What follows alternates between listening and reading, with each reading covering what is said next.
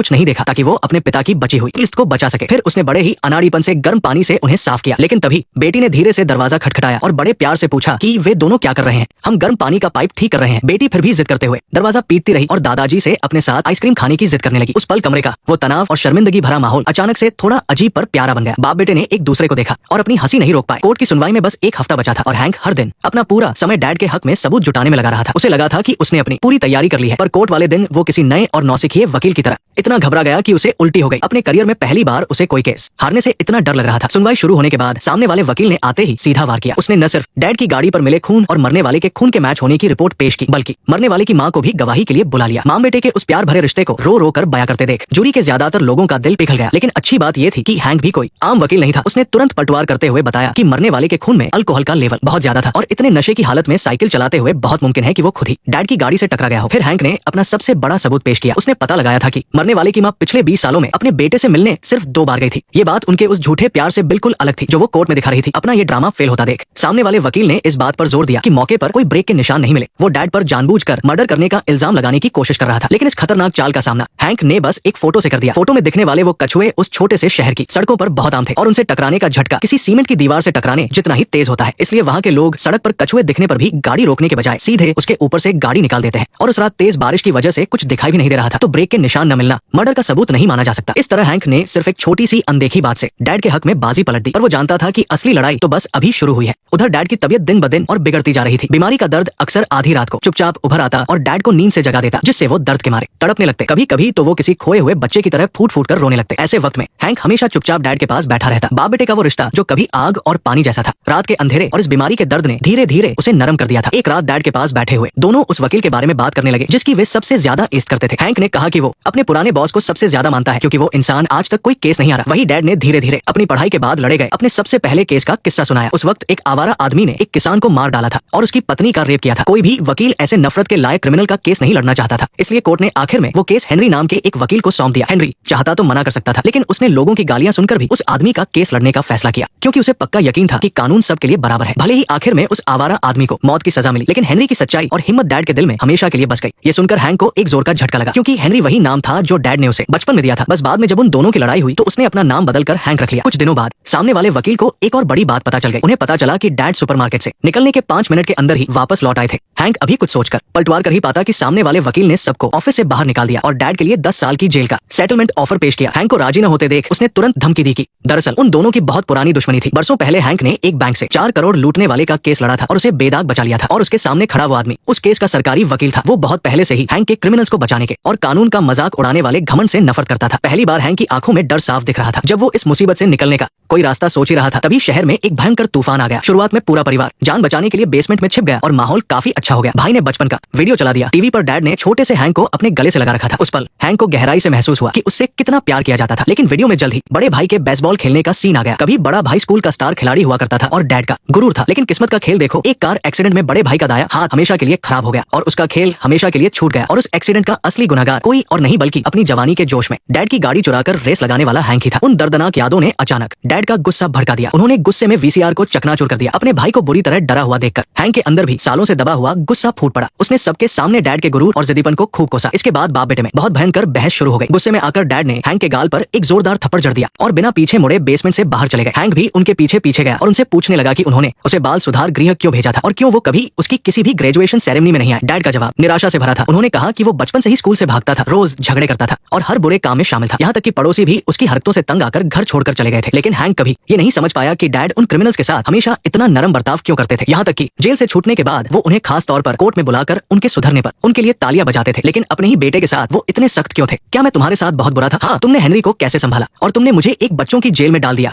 बाप बेटे दोनों ही अंदर से एक दूसरे की बहुत फिक्र करते थे, लेकिन उनके मुंह से निकले शब्द किसी तेज धार वाले चाकू की तरह एक दूसरे के दिल को चीर रहे थे। तभी बड़े भाई ने प्यार से हैंक की तरफ देखा और धीरे से कहा कि इन सालों की तकलीफों ने उसे जिंदगी की नाइंसाफी के साथ जीना सिखा दिया है। बिल्कुल इस तबाही मचाने वाले तूफान की तरह किस्मत भी कभी कभी बड़ी बेदर्दी से सब कुछ अच्छा तबाह कर देती है और सिर्फ बर्बादी छोड़ जाती है। भले ही बच जाने वाले लोग बाहर से बिल्कुल ठीक दिखें, लेकिन अंदर से वो पूरी तरह टूट चुके होते हैं। पर अच्छी बात यह है कि गहरे जख्म भी एक ना एक दिन भर ही जाते हैं। इस भयंकर लड़ाई के बाद आखिरकार बाप और बेटे को शांति से बैठकर अपने दिलों में झांकने का मौका मिला। आखिर में डैड ने ही आगे बढ़कर चुप्पी तोड़ी। उन्होंने माफी मांगते हुए कहा कि उन्हें हैंक के तलाक का मजाक नहीं उड़ाना चाहिए था और हैंक ने भी अपना गुस्सा थूक दिया। एक आम बेटे की तरह उसने भी अपने पिता से पति पत्नी के रिश्ते को संभालने की सलाह मांगी। बाप और बेटे दोनों एक जैसे ही थे, क्योंकि दोनों ही अपनी शादियों को नहीं बचा पाए थे और अब अपनी शादी के दुख को शराब के इस ग्लास में डुबो रहे थे। और इसी के साथ उन दोनों के बीच की दूरियां पूरी तरह से खत्म हो गई। देखते ही देखते आखिरी सुनवाई का दिन आ गया। सीसीटीवी फुटेज में दिखा कि डैड उस दिन सच में ग्रोसरी स्टोर गए थे, लेकिन उनके पीछे पीछे वो गुंडा भी अंदर आ गया। कैमरे में डैड उसे देखकर बहुत गुस्से में लग रहे थे, यहाँ तक कि उनके हाथ से अंडे भी गिरकर टूट गए। और कोर्ट में बैठे डैड वीडियो में उस गुंडे का चेहरा देखकर और भी ज्यादा घबरा गए। अचानक उनकी भूली हुई यादें किसी लहर की तरह वापस आ गई और वो कोर्ट में ही बेहोश होकर गिर पड़े। डैड का इलाज चलने के दौरान हमेशा शांत रहने वाला बड़ा भाई इस वक्त बहुत ही बेचैन लग रहा था। हैंक ने सालों पहले ही घर से नाता तोड़ लिया था। छोटा भाई दिमागी रूप से कमजोर था और पिता को भी भयानक बीमारी थी। इतने सालों में उसने इस परिवार के लिए अपनी पूरी जिंदगी लगा दी थी। भले ही वो अभी जवान था, लेकिन वो डैड से भी ज्यादा थका हुआ और बूढ़ा लग रहा था। और ऊपर से माँ के अचानक चले जाने के गम से वो अब पूरी तरह टूटने की कगार पर था। जैसे ही पिताजी को होश आया, उन्होंने सबसे पहले हैंक को अपने पास बुलाया और सच सच बता दिया कि उसी ने उस गुंडे को मारा है। लेकिन हैंक को उनकी बातों पर बिल्कुल भी यकीन नहीं हुआ। पिताजी ने अपनी पूरी जिंदगी एक ईमानदार जज के रूप में बिताई थी, इसलिए हैंक को लगा कि वो बकवास कर रहे हैं। उसे पता था कि उसके पिताजी कभी भी अपने उसूलों के खिलाफ जाकर ऐसा कोई काम नहीं कर सकते। लेकिन पिताजी की खराब तबीयत को देखते हुए हैंक ने उनसे कोई बहस नहीं की। वो नहीं चाहता था कि पिताजी को और कोई सदमा लगे, इसलिए हैंक उनकी हाँ में हाँ मिलाता रहा। हालांकि पिताजी ने कहा कि उन्हें घटना के बारे में कुछ भी याद नहीं है। उनकी ये बातें सुनकर हैंक बहुत झल्लाहट महसूस कर रहा था। तभी हैंक को अचानक एहसास हुआ कि फिलहाल कोर्ट के पास कोई पक्का सबूत नहीं है और पिताजी को भी कुछ याद नहीं है। बस अगर पिताजी कोर्ट में कुछ गलत ना बोले तो उसे पूरा भरोसा था कि वो ये केस जीत जाएगा। और फिर जल्दी ही कोर्ट की सुनवाई का दिन आ गया। पिताजी ने अपना वादा निभाया और जो उन्हें याद नहीं था उस बात के लिए अपना जुर्म कबूल नहीं किया, लेकिन उन्होंने भरे कोर्ट में उस गुंडे के प्रति अपनी नफरत को साफ साफ जाहिर कर दिया। यहाँ तक कि उन्होंने कहा कि वो चाहते थे कि वो मर जाए। उनका ये बर्ताव देखकर हैंक बुरी तरह डर गया। उसे चिंता सताने लगी कि कहीं पिताजी के मुंह से कुछ गलत ना निकल जाए। लेकिन विरोधी वकील के उकसाने के बावजूद पिताजी अपनी बात पर अड़े रहे कि उन्हें गुंडे को टक्कर मारना याद नहीं है। हार मानकर वकील को अपने सवाल खत्म करने पड़े। हैंक ने भी चैन की सांस ली, लेकिन इसके बाद पिताजी ने जो कहा उसने सबको हैरान कर दिया। मेरा सबूत यह है कि मुझे उसे टक्कर मारना याद नहीं है। ये सुनकर कोर्ट में सन्नाटा छा गया। किसी को यकीन नहीं हो रहा था कि ये सम्मानित जज ऐसी घटिया हरकत कर सकता है। विरोधी वकील मुस्कुरा रहा था। वो ये देखने के लिए बेताब था कि हैंक अब क्या सफाई देता है। लेकिन अच्छी बात यह थी कि हैंक बहुत तजुर्बेकार था। उसने तुरंत पलटवार करने का तरीका सोच लिया। हैंक ने तय किया कि वो पिताजी की इच्छा के खिलाफ जाकर उनकी बीमारी का सहारा लेकर जूरी की हमदर्दी बटोरेगा। जब पिताजी को ये बात समझ आई तो वो बुरी तरह भड़क गए और बोले कि उन्हें तुरंत अपना वकील बदलना है। कोर्ट में एकदम हंगामा मच गया। शुक्र है कि जज ने समय रहते हालात को संभाल लिया और पिताजी से हैंक के सवालों का सच सच जवाब देने को कहा। तब जाकर पिताजी ने कबूल किया कि उन्हें आखिरी स्टेज का आंतों का कैंसर है और 6 महीने से उनकी कीमोथेरेपी चल रही है। जैसे ही ये सच सामने आया, कोर्ट में मौजूद ज्यादातर लोगों की आंखें नम हो गई। तभी हैंक ने मौका देखकर कीमोथेरेपी के साइड इफेक्ट्स गिनाना शुरू कर दिया। उसने बताया कि इससे याददाश्त भी जा सकती है। वो इस बहाने से पिताजी को बेगुनाह साबित करना चाहता था। लेकिन इससे पहले कि वो अपनी बात पूरी करता, पिताजी ने उसे टोक दिया और बेबाकी से कहा कि भले ही उन्हें उस गुंडे को टक्कर मारना याद नहीं है, लेकिन उन्हें ये अच्छी तरह याद है कि उसने अपना वो गंदा मुंह उनके सामने खोला था। कोर्ट में मौजूद सभी लोग इस तरह की नफरत भरी बातें सुनकर गुस्से से आग बबूला हो गए। लेकिन फिर उन्हें पिताजी की हालत पर तरस भी आने लगा। लेकिन इस सब के बाद पिताजी पर